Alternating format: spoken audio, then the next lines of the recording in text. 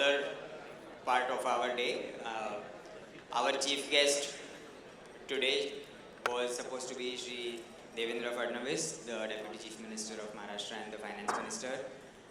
Due to certain exigencies, he could not make it, but he has been kind enough, and I would like to thank Sachin Mahajan for following up and trying his best to get him here. But he has recorded a special video for all of us. Do have a look and hear his message. Sachin bhai, thank you very much for ensuring this happens. So there was a cabinet meeting of Maharashtra ministers which was held today afternoon, and Fadnavis Saab personally conveyed his message through the video. He was supposed to be here for 1 good hour, but certain meetings came up, and in spite of that he took out time to record a video and send it across to us. There is a great respect for FADA and the auto retail industry. He has conveyed a personal message that he is there to look upon to all the problems of the auto retail industry. We will be shortly playing the video. Request all the members to please come and be seated so that we can play the video, and we are already running late. We need to go on with our next session, please.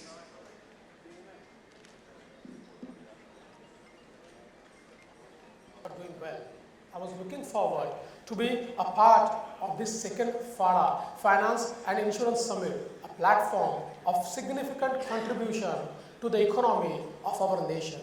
But unfortunately, there was a prior commitment that requires my presence, and I regret not being able to join you in person. FADA, the pioneering force representing the automobile retail industry, has consistently provided platforms to discuss unique challenges faced by the sector. I'm certain that the collective wisdom at this summit will lead to robust solutions and contribute to growth in the vehicle finance and insurance business. This is especially crucial as we navigate through these dynamic times. Despite my physical absence, I'm with you in spirit and confident that your efforts will pave way for efficient government mechanism. This in turn will make vehicle purchase more accessible and affordable, driving the momentum of auto sales growth. FADA's role in this ecosystem is commendable, representing over 15,000 automobile dealers and employing around 45 lakh people. Your active participation in policy making and suggestions on tax, vehicle registration, road safety and environment has had a significant impact in past as well. In the capacity of Finance Minister of Maharashtra, I express my full support and commitment to understand and address the dynamic challenges of the automobile retail sector. Let's drive towards a sustainable growth trajectory together. I wish you all a very successful summit. Dhanyavad, Jai Hind, Jai Maharashtra. Well, with a round of applause, our heartfelt thanks to Shri Devendra Fadnavis, Honorable Deputy Chief Minister and Finance Minister, Government of Maharashtra, for his personal message for FADA. Well, now, without taking much of your time, I would like to invite Mr. Subhash Talekar to come on the dais to share insights on Mumbai Dabbawala process and quality. A thunderous round of applause for Mr. Subhash Talekar, everyone.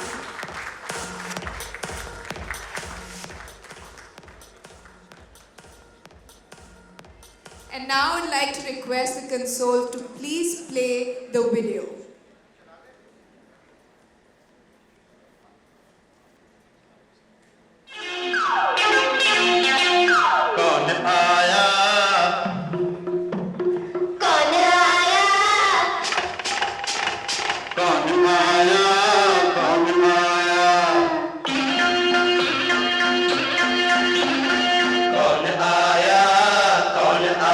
Can we have a round of applause, everyone out here?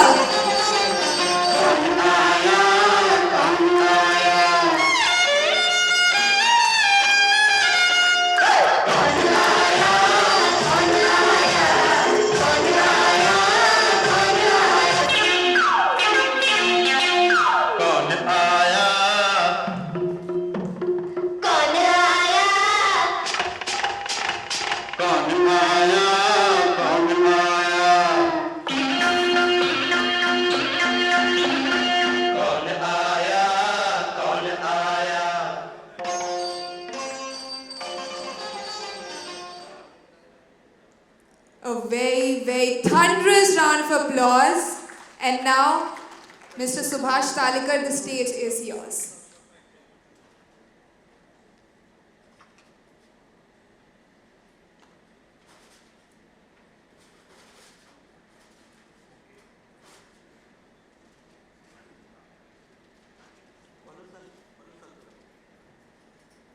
नमस्कार. या सभागृह में उपस्थित सभी को मुंबई का डबेवाले का सप्रेम नमस्कार. आपके लिए एक शेर बोलता हूं. मुसीबतों में शराफतों की शराफत कम नहीं होती. मुसीबतों में शराफतों की शराफत कम नहीं होती. आने दो कितने एसोसिएशन, फिर भी फाड़ा एसोसिएशन की कीमत कभी कम नहीं होगी. दोस्तों मित्रों, आपको थोड़ी मुंबई की जानकारी होगी तो ये पता होगा, ये डबेवाले का स्टैचू है. मुंबई में हाजी अली इलाका है, वहां पे लगाया हुआ है. जब ये लगाने की बात आई थी तभी मुंबई महानगर पालिका के आयुक्त हुआ करते थे अजय मेहता साहब सर. बाद में वो महाराष्ट्र शासन के चीफ सेक्रेटरी बने. अपने अब यहाँ पे एक कहावत है, गधे के कभी पीछे से यानी सरकारी अधिकारी के कभी आगे से जाना नहीं चाहिए. क्योंकि गधा है कभी भी लात मार सकता है और सरकारी अधिकारी कुछ भी पूछ सकता है. उसको अधिकार है पूछने के लिए. तो उन्होंने पहला वाला स्टैचू नहीं लगाने का हाजी अली पे. तो मैं गया उनसे मिलने, बोला सर आपने मना कर दिया, क्यों नहीं लगाने का है. तो उन्होंने पहला बोला ये जो स्टैचू है ना, इसका कपड़ा मुझे अच्छा नहीं लगता. अभी सरकारी अधिकारी है वो कुछ भी बोल सकता है. बोला सर मेरा दादाजी डबेवाला था, वो धोती पहनता था, बाराबंदी पहनता था, ऊपर पगड़ी पहनता था. बाद में मेरा पिताजी डबेवाला हो गया, वो झब्बा पायजामा पहनता था और टोपी पहनता था. बाद में हम थर्ड जनरेशन के डबेवाले आ गए ना. हम व्हाइट कपड़ा पहनते हैं मगर शर्ट पैंट पहनते हैं, टोपी पहनते हैं. अभी हमारा कपड़ा उसको दिखाया है. अभी आपको कौन सा कपड़ा चाहिए, मेरे दादाजी का चाहिए या पिताजी का चाहिए, वो तो बताओ. तो बोला नहीं कपड़ा चल जाएगा. बाद में उन्होंने बोला कि ये मुंबई में जितने भी स्टैचू है ना, वो ब्रिटिश जमाने में जितने लगे वो संगम रबर के व्हाइट है और अपना आज़ाद होने के बाद जितने लगे वो काले कलर के हैं. ये तुम्हारा भी इसमें गोल्डन क्यों. अभी हमने बोला उसको भी कुछ पटाना पड़ेगा. हमने बोला सर 130 साल हम काम करते गए ना मुंबई में. देखो सोना कब चमकता है, जब भट्टी में जाता है तपता है, बाद में उसमें चमक आती है ना. हम तो 130 साल काम करते गए मुंबई में, काम करने के बाद हमको चमक मिली है, इसलिए हमने दिखाया है. तो अधिकारी बोला करेगा तुम भी सच कहता है बाबा, तुमको हक है पुतला लगाने का. तो ये पुतला, तो हमने बोला सर पुतला तो लगाएंगे जरूर, मगर उसका ओपनिंग आपके हाथों से ही वहां पे करना है. और अजय मेहता साहब ने आके या हजारी के नाके पे पुतला लगाया. ये कहने की बात यह है, आप किसी क्षेत्र में पहले जाओगे ना तो आपको पहले ना ही बोलने वाले लोग सामने मिलेंगे, मगर ना को कैसा हा में परिवर्तित करना है वो भी कला आपको आनी चाहिए. Dabbawala history started 1890. 1890 में इस व्यवसाय की शुरुआत हो गई. आपको बोला 1890 में अंग्रेजों का जमाने का समय, पूरे भारत पर अंग्रेजों का राज हुआ करता था. और जो भारत का यूरोप से व्यापार चलता था ना, वो मुंबई के बंदरगाह से ही चलता था. इसी के चलते हमारी ओल्ड मुंबई फोर्ट फाउंटेन इलाका जहाँ पे है वहाँ पे कुछ ऑफिस हुआ करती थी. कुछ ऑफिस में तभी पढ़े लिखे लोग काम करते थे, पारसी लोग काम करते थे. और पारसी, आपको अगर मुंबई की जानकारी होगी तो मालूम होगा पारसी रहने के लिए कहाँ थे, गिरगांव, माझगांव, गावदेवी, वालकेश्वर, बाबुलनाथ इस इलाके में रहते थे. रहने के लिए घर दूर थे. फास्ट फूड का जमाना तो था नहीं, कहीं बाहर तो होटल अवेलेबल नहीं था और उस वक्त वाहन भी नहीं थे. सिर्फ मुंबई में टांगा गाड़ी चलती थी, जिसको विक्टोरिया कहा जाता था. वो विक्टोरिया से अधिकारी घर पे जाके खाना खा के वापस आता था, उसको 1.5 घंटा लगता था. तो हमारे फाउंडर मेंबर थे ना, उन्होंने कहा सर आप घर पे जाते हो, खाना खा के वापस आते हो, आपका 1.5 घंटा चला जाता है. मैं तो सादा वर्कर है, मैं आपका डब्बा लेके आता हूँ, आप ऑफिस में डब्बा खाइए, आधे घंटे में आपका खाना हो जाएगा, 1 घंटा आपका बचेगा, आप 1 घंटा ज़्यादा काम करोगे. तो उसको भी लगा ये सच कहता है. उसने कहा ठीक है तू मेरा डब्बा लाया कर. इसी तरह इस व्यवसाय की शुरुआत हो गई सर. जमाना था 1890 का. हम विनोद से कभी कभी कहते हैं हम अंग्रेजों के जमाने के जेलर तो नहीं मगर डब्बे वाले जरूर है. आहिस्ता आहिस्ता बिजनेस बढ़ा. चर्चगेट से लेके विरार और सीएसटी से लेके कल्याण और सीएसटी से लेके नवी मुंबई का इलाका जो आता है, लगभग 5000 डब्बे वाले इसमें काम करते हैं. 2 लाख डब्बे हम घर से लेते हैं ऑफिस में देते हैं भरा हुआ डब्बा, और फिर खाली डब्बा घर पे देना है ना। अगर खाली डब्बा घर पे नहीं देंगे तो दूसरे दिन खाना आएगा किसमें? इसलिए खाली डब्बा भी हम घर पे देते हैं। पर डे 4 लाख डब्बे का ट्रांजैक्शन मुंबई का डब्बे वाला करता है। आपको मालूम होगा मुंबई की जानकारी, CST से लेके कल्याण, चर्चगेट से लेके विरार 60 से 70 किलोमीटर का अंतर है सर। आना जाना तो 120 किलोमीटर होता है। अरे मुंबई का डब्बे वाला काम करते समय लगभग 120 किलोमीटर का अंतर भागते रहता है। अरे एवरेज लिटरेसी रेट, हम पढ़े लिखे कितने हैं? 5000 तो डब्बे वाले काम करते हैं, मगर सर उसमें 3500 तो थम्सअप पीपल। पढ़े लिखे लोगों का मान सम्मान आदर हम भी करते हैं, नहीं ऐसी बात नहीं है, मगर हमने देखा है जितने पढ़े लिखे लोग ज्यादा होते हैं ना, वो सवाल ज्यादा पूछते हैं, what is this, this is the what. काम कम होता है। हमारा जो बंदा है भाई है, बेचारा कम पढ़ा लिखा है, उसको कोई सवाल ही नहीं पड़ता।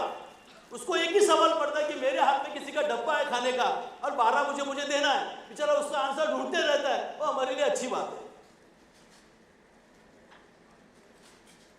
About डब्बा वाला error rate 1 in 16 million transaction. अभी आप डब्बे वाला को बोलेंगे ना डब्बा वाला व्हाट इज एरर, तो बोलेगा I don't know error, but somebody says error is horror, don't look in mirror. देखो डब्बे वाला हमारे साथ कुछ नियम होते हैं। वो जब पहली गलती करता है ना तो हम उसको गलती दिखा देते हैं, सेकंड गलती नहीं करना है। सेकंड गलती करता है तो उसको 1000 रुपया फाइन किया जाता है, और थर्ड गलती करता है ना तो उसको काम से हम दूर कर देते हैं सर, कि तू गलती करेगा नुकसान हमारा होगा, इससे अच्छा तू काम ही मत करना, उसको काम से दूर करते हैं। हम तो हमेशा कहते हैं पहली गलती अनजान, दूसरी गलती नादान, तीसरी गलती शैतान, और बार बार गलती पाकिस्तान। कितनी भी सर्जिकल स्ट्राइक करो सुधरता नहीं है। देखो हम तो डब्बे वाले अनपढ़ है, हम भी सोचते हैं ना हमसे गलती क्यों नहीं होती। हम भगवान तो नहीं है ना, हम इंसान है, तो इंसान से गलती होनी है, मगर सर हमसे गलती क्यों नहीं होती। एक आपको एग्जांपल बताता हूं मैं। बोरीवली स्टेशन है, गोराई गांव है, बोरीवली के वेस्ट में गोराई करके गांव है। समझो गोराई से किसने डब्बा उठाया तो गोराई से बोरीवली लेके आएगा, एक डब्बा वाला हो गया। बोरीवली से लेकर दूसरा चर्चगेट आएगा, 2 डब्बा वाला होगा, और तीसरा इरोस थिएटर तक लेके जाएगा, 3 डब्बा वाला होगा, और इरोस से लेके मंत्रालय में लास्ट में जाएगा। डब्बा एक ही है, 4 जगह पे जाए, 4 आदमी चेंज हो गया। हमारा पहला आदमी गलती करेगा, दूसरा उसको सुधारता है, दूसरा भी गलती कर दिया तो तीसरे को पता चलता है गलती हो गया, गलत डब्बा आ गया, वो भी गलती किया तो चौथा आदमी सुधरेगा उसको। यानी हमारे पे एक गलती 4 हाथों के लोगों से होती जाती है, इसलिए गलती होने का कोई चांसेस नहीं है। 6 सिग्मा परफॉर्मेंस 99 पॉइंट, अभी ये 99 कहाँ पे जाता है हमको तो नहीं मालूम कहाँ पे जाता है, लेकिन मुझे यहाँ पे सर कम वक्त दिया है फिर भी मैं लेता हूँ। सर ये 6 सिग्मा की बात है। दिल्ली यूनिवर्सिटी के 20 विद्यार्थी हमारे ऑफिस में आए, पिताजी थे, हम भी बैठे थे। अगर दिल्ली से कोई आदमी आता है ना तो महाराष्ट्र का मुख्यमंत्री भी घबराता है, ये कौन आ गया, तो हम तो डरे डबे वाले। फिर पिताजी ने पूछा भाई आप दिल्ली से आ गए, आपको किसने भेजा है? सोनिया गांधी ने भेजा है, अटल बिहारी वाजपेयी ने भेजा है, अडवाणी साहब ने भेजा है। तो बोले हमको उन्होंने नहीं भेजा, हमको सिक्के प्रहलाद साहब ने भेजा। अभी सिक्के प्रहलाद पिताजी को मालूम नहीं था कौन है, बोले सिक्के प्रहलाद है कौन? हालांकि सिक्के प्रहलाद जो अमेरिका में रहते थे मैनेजमेंट में, उनका बहुत बड़ा नाम था। उन्होंने कहा है कि तुम मुंबई में जाओ, डब्बे वाले पे सर्वे करो और उसका रिपोर्ट मुझे दे दो। हमने कहा भाई पिताजी थोड़े विनोद बुद्धि के थे, उन्होंने डब्बा दिखाया, अभी कैसा डब्बा हमने लाया, बोले देखो हम चपाती कहाँ रखते, चावल कहाँ पे रखते, वरण कहाँ पे रखते, खा जाओ, ये सर्वे करो बाद में खा जाओ डब्बा। वो बोले हमको सर्वे वैसा नहीं करना है, हमको सर्वे करना है आप घर से कैसा डब्बा लेते हो, आप जब स्टेशन पे आते हो तो आपकी चेंजिंग कैसी चलती है, आगे डब्बा कैसा जाता है, ऑफिस में कैसे पहुंचता है, वो रिटर्न डब्बा कैसे जाता है, आपका प्रवास कैसा होता है, आपकी इकोनॉमी कैसी चलती है, पगार लेना देना बांटना, ये सब स्टडी करना है। तो हमने कहा भाई आपको स्टडी करना है तो हमारे साथ में घूमना पड़ेगा। वो बोले हम घूमेंगे। हमने कहा दिल्ली की मेट्रो और हमारे लोकल में जमीन आसमान का अंतर है। मैं अभी तो मुंबई में मेट्रो है, अभी तो नहीं थी। मेट्रो को आधुनिक रेलवे कहा जाता है। स्टेशन पे मेट्रो आती है, रुकती है, दरवाजे खुलते हैं, लोग उतरते चढ़ते हैं, दरवाजे बंद होते हैं, मेट्रो चली जाती है। मगर उससे आधुनिक हमारी मुंबई की लोकल है। स्टेशन पे आने से पहले ही सब कुछ करना पड़ता है, और चढ़ने उतरने के लिए तो ऑटोमेटिक है। बीच में खड़ा रहो, अपना पीछे का आदमी धक्का मारता है, अपना आदमी अच्छा अंदर चला जाता है। उतरने के लिए ऑटोमेटिक, पीछे का आदमी धक्का मारता है, अपना आदमी उतर के चला जाता है। और सर आप सब तो मुंबई कर में कितना मालूम नहीं, मगर हम मुंबई वालों की भी एक खासियत है, सबको मालूम होगा, जब तक कोई धक्का नहीं मारता ना तब तक हम ट्रेन में भी नहीं चढ़ते। कहने की बात यह है कि मुंबई वालों को आदत है धक्के खाने की, मगर दिल्ली वालों को तो आदत नहीं है, इसमें दिल्ली वाले के होंगे कुछ ना कुछ, दिल्ली वालों को तो आदत नहीं है ना। तो बाकायदा सर हमने 2 दिन उनको ट्रेनिंग दिया कि मुंबई के लोकल में कैसे चढ़ना उतरना है। बाद में वो ट्रेनिंग देने के बाद महीना 1.5 महीना हमारे साथ में घूमे। घूमने के बाद इतना बड़ा बुक उन्होंने हम पर लिखा, हमको पहली बार पता चला कि हम पर भी कोई बुक लिख सकता है। तो हम भी इंफॉर्मेशन दे के कंठाल गए थे, उनकी जाने की बात आ गई। मुंबई वाले की खास बात है, जिसको कटाने का होता है ना, अब वो कटिंग चाय पिलाते हैं। हमने भी उन 20 लोगों को कटिंग चाय पिला के दिल्ली भेज दिया। इसमें 1.5 महीना चला गया। टाइम्स ऑफ इंडिया में एक न्यूज आ गई कि मुंबई के डब्ल्यू को 6 सिग्मा मिला। अभी अंग्रेजी तो हमको आती नहीं है, तो अंग्रेजी पेपर हम क्यों लेंगे, मगर वो किसी ग्राहक ने पेपर लिया और डब्बे वाले को दिया, ये डब्बा वाला तुमको क्या मिला है देखो। वो डब्बा वाला उठा, वो आया पिताजी के पास लेके, वो तो तलेकर जी ये क्या मिला है अपने को देखो। पिताजी ने देखा 6 सिग्मा मिला है। वहाँ पे एक फोटो छपी थी, तभी के राष्ट्रपति आर के नारायण साहब थे और सीके प्रहलाद साहब, दोनों आपस में बातें करते थे। तो पिताजी बोले इधर लिखा तो है 6 सिग्मा मिला, मगर पूछेंगे किसको ये 6 सिग्मा है क्या। राष्ट्रपति को आप पूछ नहीं सकते, वो महामहिम है, और सीके प्रहलाद कह रहे तो मालूम ही नहीं कहाँ पे रहते, तो पूछेंगे किसको। बोले कुछ 6 सिग्मा नाम का मिला है, रख दो कपाट में, कभी कोई देने को आए मुझे देखेंगे। वो कपाट में रख दिया। बाद में 1.5 महीना चला गया वापस। जो 20 स्टूडेंट आए थे ना, उसमें से 2 वापस मुंबई में आ गए। अपने यहीं पे ऐसा अतिथि होटल है, अतिथि होटल में रुके, और अंधेरी में हमारा छोटा सा ऑफिस है। उन्होंने वहाँ पे फोन किया, पिताजी ने ही फोन उठाया, उठाया तो ये 2 स्टूडेंट वापस आ गए। पिताजी बोला 4 महीने पहले तो इनको घर आया था, अभी वापस आ गए, क्या मालूम इनको क्या स्टडी करना है। अभी बोले अभी क्या करना है आपको स्टडी, क्या सर्वे करना है। तो बोले सर्वे में कुछ नहीं करना है, आपको 6 सिग्मा देना है। हमारा अंधेरी का ऑफिस छोटा है सर, 200 स्क्वायर फुट का है। दोपहर के वक्त 10-12 डब्बे वाले खाने के लिए वहाँ पे जमा होते। तो उन्होंने पूछा तलेकर जी किसका फोन था। पिताजी बोला रहे वो 2 स्टूडेंट है ना, वो वापस आ गए, बोलते 6 सिग्मा लेने के लिए आती थी होटल में आओ। तो पिताजी बोला हम 3 जन जाते हैं रिक्शा में और 6 सिग्मा लेके आते हैं। तो बाकी डब्बे वाले बोले तलेकर जी नहीं, हम भी साथ में आएंगे। तो 6 सिग्मा सोने का है का चांदी का है का पीतल का है, थोड़ा थोड़ा वहीं पे बांट लेंगे। पिताजी बोले चलो, 12 डब्बे वाले थे, 4 रिक्शा करना पड़ा। अंधेरी से लेके 4 रिक्शा अतिथि होटल में आ गए। हमने जाते समय उनको कटिंग चाय पिलाई थी, उन्होंने 5 स्टार की चाय पिलाई हमको, हमने भी पी ली, पिताजी ने पी ली। बाद में उन्होंने फाइल में से कागज निकाला और पिताजी के हाथ में दिया। तो बाकी डब्बे वाले बोले तलेकर जी एक कागज के लिए 4 रिक्शा का पैसा फुकड़ गया, हम नहीं आते तो भी चलता था। अरे मांगे ना मिले भी, बिन मांगे मिले मोती, ऐसी स्थिति होती है जीवन में कभी कभी। जिन्होंने भी हमको 6 सिग्मा दिया उनके शुक्रगुजार हम जरूर है। सर 130 साल के इतिहास में मुंबई के, मैं जरा फास्ट लेता हूँ क्योंकि मुझे वक्त कम दिया है। स्ट्राइक हमने किया नहीं है, हमने क्यों नहीं किया, तो हमने मुंबई में स्ट्राइक देखा था 1982 में जो मिल कामगार का स्ट्राइक हुआ था।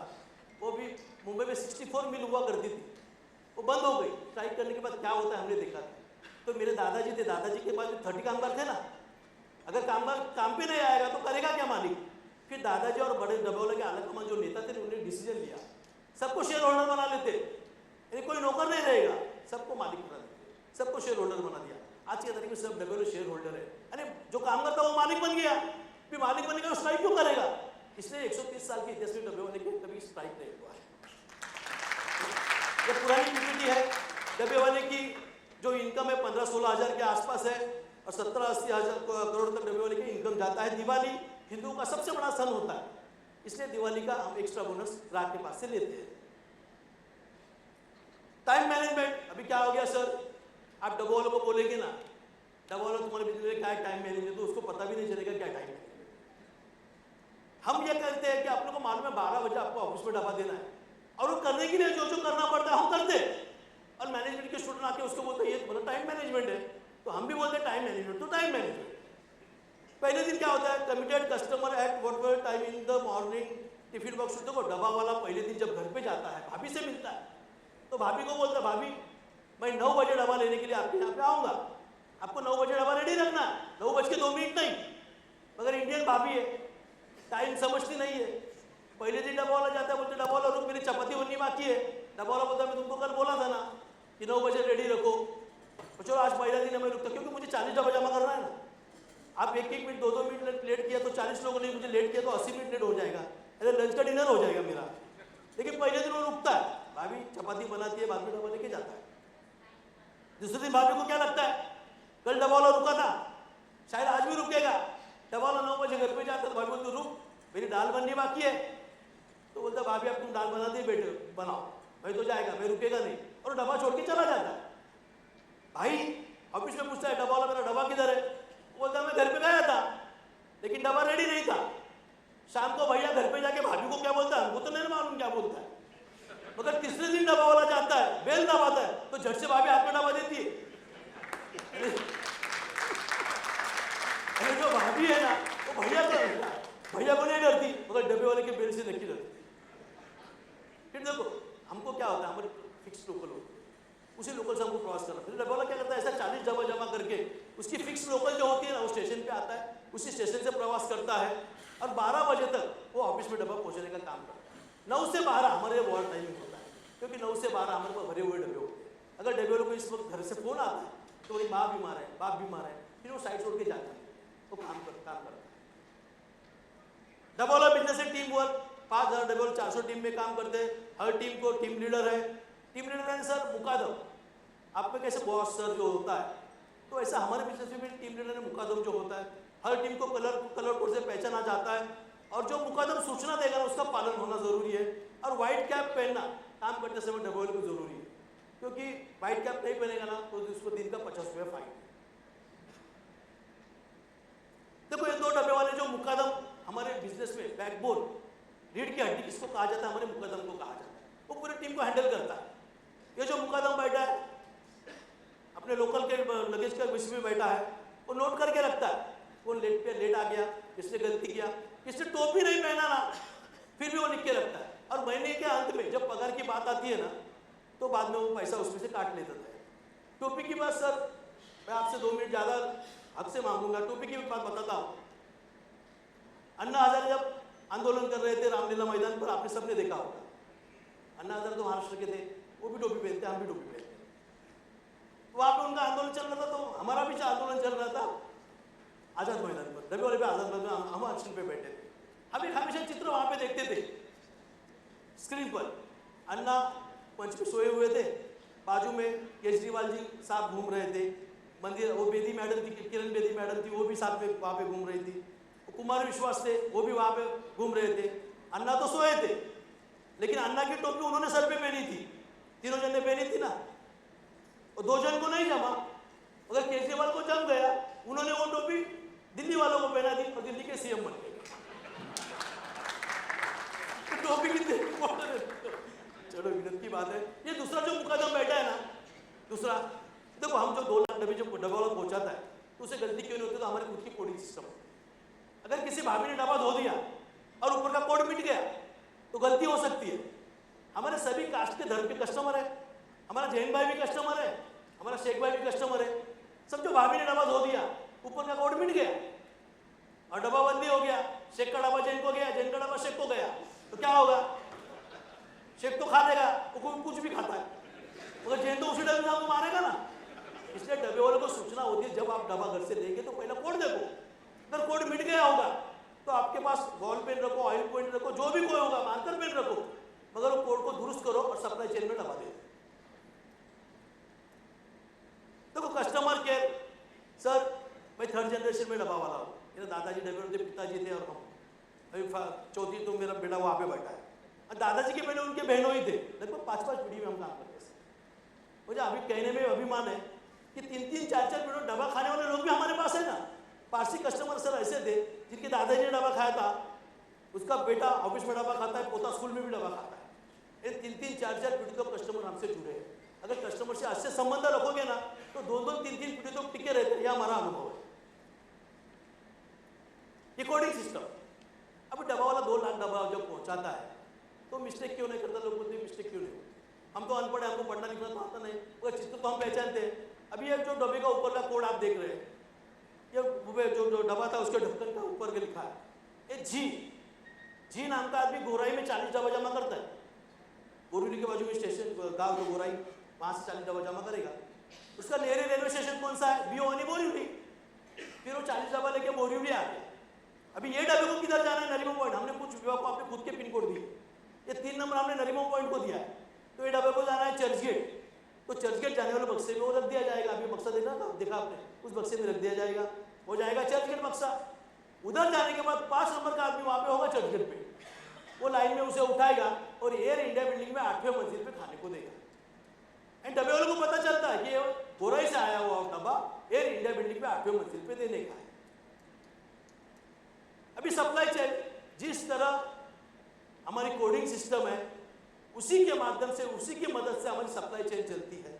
मुझे कहने में अभिमान है कि गिनीज बुक में इसमें नोंद हो गई है कि सबसे तेज मानवीय सप्लाई चेन अगर किसकी है तो मुंबई के डब्बे वाले। टेक्नोलॉजी बैकअप नहीं। अभी हम इस क्षेत्र में काम करते, क्या टेक्नोलॉजी वापरते? मेरे पिताजी ने 6 सिग्मा का बंटवारा किया था, 2 सिग्मा साइकिल को दिया था। नितिन गडकरी साहब ने कितने भी कानून कड़क बनाए, मगर अब तक इसको लाइसेंस, ड्राइविंग लाइसेंस नहीं है साइकिल को। रेड सिग्नल होगा आप जा सकते हो, ट्रैफिक होगा तो फुटपाथ से भी जा सकते हो, फुटपाथ से ही जा रहा है। और ट्रैफिक से हमको राहत देती है और उसका मेंटेनेंस भी कुछ नहीं, एक बार आओ और महीना भर चल जाती है। हमसे सबसे उपयुक्त वाहन है तो साइकिल। साइकिल को पिताजी ने 2 सिग्मा दिया था, 2 सिग्मा मुंबई के लोकल को दिया था। देखो विश्व में कहीं पे 2-2 मिनट में लोकल चलती हुई हमने तो नहीं देखी, मगर मुंबई ऐसा शहर है, सेंट्रल वेस्टर्न हार्बर, 70 स्टेशन एक दूसरे से कनेक्टेड है। मुंबई का आदमी 2 घंटे में कहीं से भी कहीं पहुंचता है और 10 रुपए में भी जाता है। मुंबई की लाइफ लाइन है, हमारी भी लाइफ लाइन है। इसलिए 2 सिग्मा उनको दिया था और 2 सिग्मा डब्बे वालों ने रखा था, क्योंकि अच्छा टीम वर्क नहीं होता तो शायद 6 सिग्मा नहीं मिलता। तो इसमें अभी टेक्नोलॉजी की कोई जरूरत तो पड़ती है नहीं। हमको प्रॉब्लम कभी आएगा सर, अभी वो ड्रोन आ गया, देखो हवा में उड़ता है, शूटिंग करता है, जब उसको कोई भाभी डबा लटका देगी और उसके घर के छत से भाई के ऑफिस के छत पे जाएगा तो हमको प्रॉब्लम आ सकती है। ऐसी बात नहीं है। देखो अभी जमुटा है, सुगी है, ये स्पर्धा तो है ना, ऐसी बात नहीं है, मगर कुदरत हमारे साथ में। 40 साल तक आदमी कुछ भी खाता है, मगर 40 साल के बाद तो उसको बीपी डायबिटीज तो आ ही जाता है। वो डॉक्टर के पास जाता है, डॉक्टर बोलता है घर का खाना खाओ। अरे घर का खाना खाओ तो डब्बे वाला नहीं चाहिए, तो हमारा बिजनेस बरकरार है। और जो बीवी पति से करे प्यार, वो डब्बे वाले को क्यों करे इनकार? इसलिए हमारा धंधा चल रहा है। तो डब्बे वाला कौन बच सकता है? 60 से 70 का आपने देखा, अभी अपने डब्बे वाले भाई ने कैसे सर पे बोझ उठाया था। 60 से 70 किलो का बोझा सर पे उठा के लेके आना चाहिए और इस साइकिल ऐसे लगाने आनी चाहिए। ये जो जिसको बनेगा वो मुंबई के डब्बे वाला जरूर बन सकता है। ये 4 महिला हमारे साथ थी, बीका भाई, आनंदी भाई, पार्वती भाई, लक्ष्मी भाई। वैसे देखा जाए तो महिला का काम है ही नहीं, मगर इनका भाई, इनका पति हमारे सर पे काम करता था, उसका एक्सीडेंट हो गया।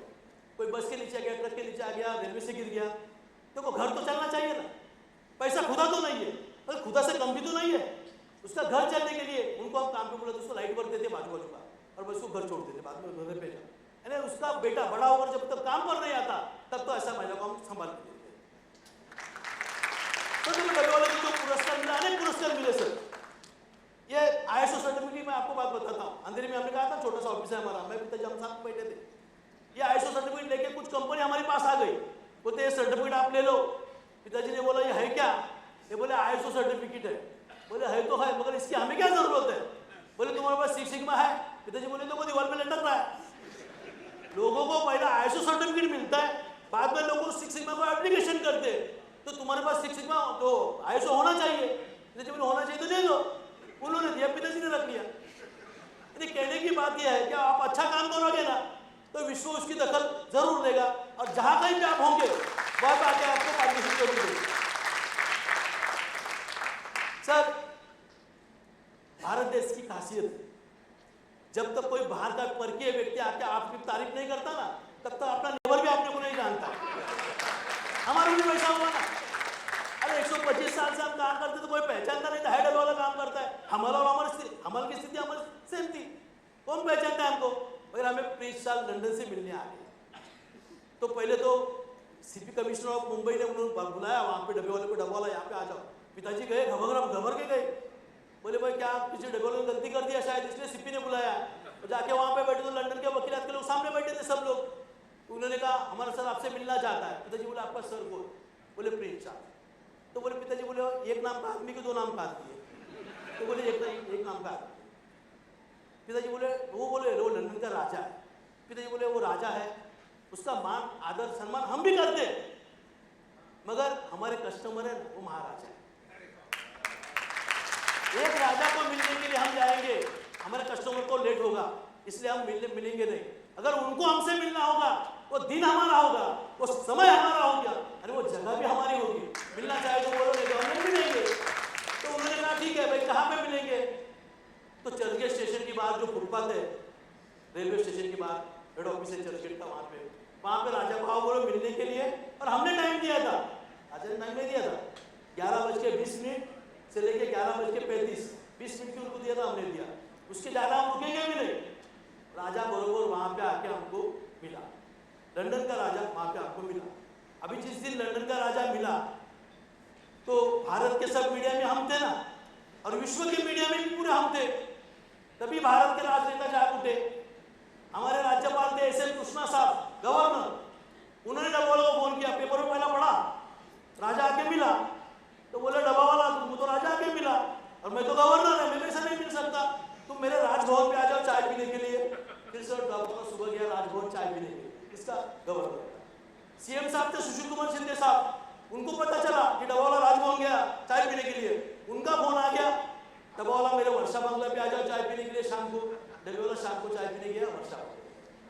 अभी हमको पता नहीं चलता था, अरे मुंबई में ये भी रहते थे, हम भी रहते थे ना, चाय तो छोड़ो पानी पीने को भी बुलाया नहीं था उन्होंने। मगर भारत के राजनेता ऐसे जब तक लाइमलाइट में नहीं आते तब तक वो किसी को इज्जत भी नहीं देते। मेरे पास 5 मिनट रखा है, फिर भी सर क्या हो गया, राजा हमको मिला। हमारे पुराण में पारसनाम का एक पत्थर है, अगर वो लोहे को टच करता है उसका सोना होता है, काल्पनिक पत्थर है। प्रिंस हमें मिला, हमारा सोना नहीं हुआ मगर सोने जैसी चमक उसने हमको जग में विश्व में दी थी। तो उसी टाइम में प्रिंस शादी कर रहे थे, वो पहली मैडम डायना मैडम थी ना, उसकी औरत, उसका एक्सीडेंट में निधन हो गया था और सेकेंड शादी कमिला भाभी के साथ में कर रहा था। अभी कमिला भाभी उसकी बचपन की सहेली, बचपन का प्रेम बचपन में जाग उठा। अपने इधर कोई 55 उम्र में शादी करने को जाएगा तो लोग बोलेंगे थोड़े समय के लिए क्या वो शादी करता है, और उधर चलता है। तो हमको भी पहला शादी दूसरा शादी उससे क्या लेना देना अपना। तो पत्रकार हमारे पास आए, तुम्हारा दोस्त शादी करते हैं, उसको कुछ गिफ्ट देंगे नहीं देगा। तो हमने भी सोचा कि उसको जिसने आपको इज्जत शोहरत दी है तो उसको कुछ गिफ्ट देना जरूरी है। अगर पुराना में एक दोस्ती फेमस है, द्वारके का राजा श्री कृष्ण, उसका दोस्त सुदामा, जिसकी द्वारका ही सोने की है, उसको सुदामा भी क्या गिफ्ट देगा? अरे उसको पूरा विश्व में उसका राज्य है, तो हम डबल उसको क्या गिफ्ट देंगे? फिर भी हमने सोचा मराठी लोग शादी में जो ड्रेस पहनते हैं ना, वो और वधू, अपन उनको देंगे, पहनेंगे नहीं मालूम है, देने में क्या जाता है। हम दादर में गए, वर के लिए पोशाक लिया। अभी मराठी लोग शादी में फेटा पहनते हैं ना, पगड़ी बोलते हैं अपन जो पहनते, टर्बन बोलते हैं उसको। अभी उसको राजा को वहाँ पे टर्बन कौन बांधेगा? तो पुणे में मधुकर फेटे वाले हैं, वो टर्बन बनाते हैं। उसने फोन किया, मेरे पास स्प्रिंग की टर्बन है, स्प्रिंग, और राजा के सर पे अपने फिट हो जाएंगे। उसने पुणे से टर्बन भेजा। कोल्हापुर का हाथी चप्पल वाला है ना, उसने पिताजी को फोन किया, बोलता तलेकर जी और रानी के पाँव का माप बताओ क्या है। तो पिताजी बोले क्या मुझे बता के कहिएगा मेरे पाँव का माप क्या है, मुझे क्या मालूम। तो उसने 4-5 जोड़ चप्पल के भी भेज दिए वहाँ से, जिसने मंगलसूत्र भेजा, किसने क्या क्या भेजा। फिर रानी के लिए हमने पैठनी साड़ी, दादर में गए, 20,000 की पैठनी साड़ी रानी के लिए अपने लिए। दूसरे दिन पेपर में न्यूज आ गई, मुंबई के डब्बे वाले ने पैठनी साड़ी रानी के लिए ले ली। वाइफ ने उठाया, वो तो उठो, पेपर में क्या आया देखो। मैं बोला दिखाओ क्या आ गया। तो उसने दिखाया पेपर कि मुंबई के डब्बे वाले ने 20,000 की साड़ी रानी के लिए ले ली। वो बोली मेरे लिए कभी 200 रुपये की नहीं आपने लाई, और रानी के लिए 20,000 की ले ली। अरे मैं भी बोला वो विश्व की रानी, तो मेरी रानी, कुछ फर्क है कि नहीं उसमें? सर इसको मराठी में आहेर, गिफ्ट को आहेर बोलते हैं। अभी लंदन भेजना था ना, लेकिन हमको मालूम नहीं था राजा कहाँ पे रहते। तो वापस न्यूज बन गई। हमारे प्रमोद नवलकर थे, शिवसेना के नेता, सामना में लिखते थे, उन्होंने लिखा बेगानी शादी में अब्दुल्ला दीवाना। क्या तो उनको कहाँ पे भेजना है मालूम नहीं है। तो गति कुरियर वाला तो हमारे से मिलने आ गया, तो उनको मालूम है कहाँ पे भेजना है। मगर हमने सर देखा, राजा की शादी 8 अप्रैल 2005 को थी। 8 अप्रैल 2005 कैलेंडर आप जाकर देखो, अमावस्या का दिन था। एक तो राजा की बोली और मर गई थी एक्सीडेंट में, और सेकेंड शादी करता है अमावस्या के दिन करता है, शायद इसका भी नंबर लगेगा। हिंदू है अपन मानते हैं ना। तो हमने क्या किया, विले पार्ले स्टेशन के पास सर संन्यास आश्रम, वहाँ पे गए, उसका शांति किया, जो गिफ्ट था उसका शांति किया। देखो जल्दबाजी में आदमी का अकल काम नहीं करती। शादी राजा की गिफ्ट हमारा, और शांति करने के लिए सन्यासी को बस नहीं की, सन्यासी को शादी को लेना देना नहीं, मगर अगर पहचान वाले थे तो उन्होंने उसका शांति किया और वो गिफ्ट लंदन में भेज दिया। देखो अच्छा मन से कोई प्रार्थना करता है ना, उसकी भी भगवान सुनता है। बरोबर 6 अप्रैल को सर वेटिकन सिटी है ना, उसका पोप ही मर गया। अगर वेटिकन सिटी का पोप है क्रिश्चियन धर्मगुरु, वो मर गया तो लंदन में सब क्रिश्चियन लोग रहते थे, तो राजा भी क्रिश्चियन, उसका शादी सर पोस्टपोन हो गया। 3 दिन लंदन में दुखोटा जाहिर कर दिया ना, 6 तारीख 7 तारीख 8 तारीख 8 तारीख राजा की शादी थी, पोस्टपोन हो गई, 9 तारीख को हो गई। 9 तारीख अभी भी कैलेंडर में आप जाके देखो, हम मराठी लोगों का गुड़ी पाड़वा का दिन था और हिंदू संस्कृति में 3.5 मुहूर्त में गिना जाता है। इसलिए 2000 से लेकर 5 से अभी 2023 तक कोई राजा की शादी को प्रॉब्लम नहीं आया।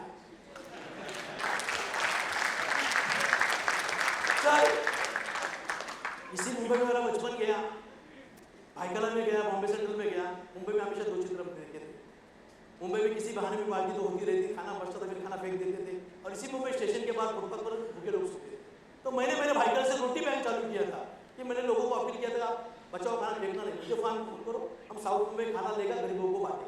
आज मेरे पास खुद की गाड़ी है जो हम खाना जमा करके लोग गरीबों को बांटते हैं। तो खाना तो लोग फेंक नहीं सकते, किसी को काम तो आ सकता है। वैसे ही हमने कपड़ा बैंक चलाया था। कपड़ा बैंक भी ऐसा है कि दिवाली आने के बाद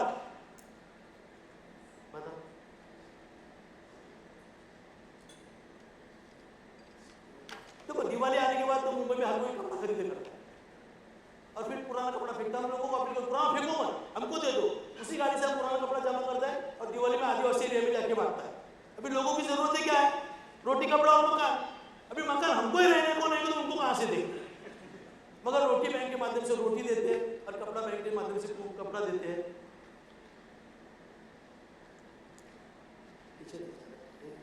हाँ देखो अपने पुतला से अपने स्टार्ट किया था सर, 8 पुतला पे आ गया।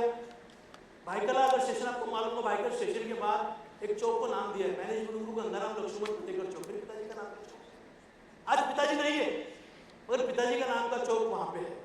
वो राज कपूर के फिल्म में गाना था, हम ना रहेंगे तुम ना रहेंगे फिर भी रहेगी निशानी। आज उनकी निशानी काम के रूप से यहाँ पे उपलब्ध, मुंबई में उपलब्ध है। तो हमारी भी आपसे विनती है, आप किसी क्षेत्र में भी काम करो, इतना अच्छा काम करो, इतना अच्छा काम करो कि आपके जाने के बाद पीछे तालियां बजती रहेगी। इसके बाद जय हिंद, जय भारत।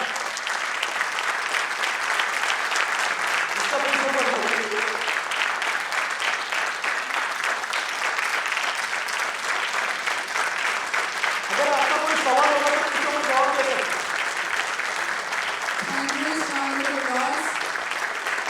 सुभाष जी, आपकी और आपकी भाभी की बातों में बहुत मजा आया। एक बार जोरदार तालियां हो जाए everyone out here. It was such a fun and fantastic session. Well, now I would like to request Mr. Harish Suri to felicitate Mr. Subhash Talikar. A round of applause everyone out here.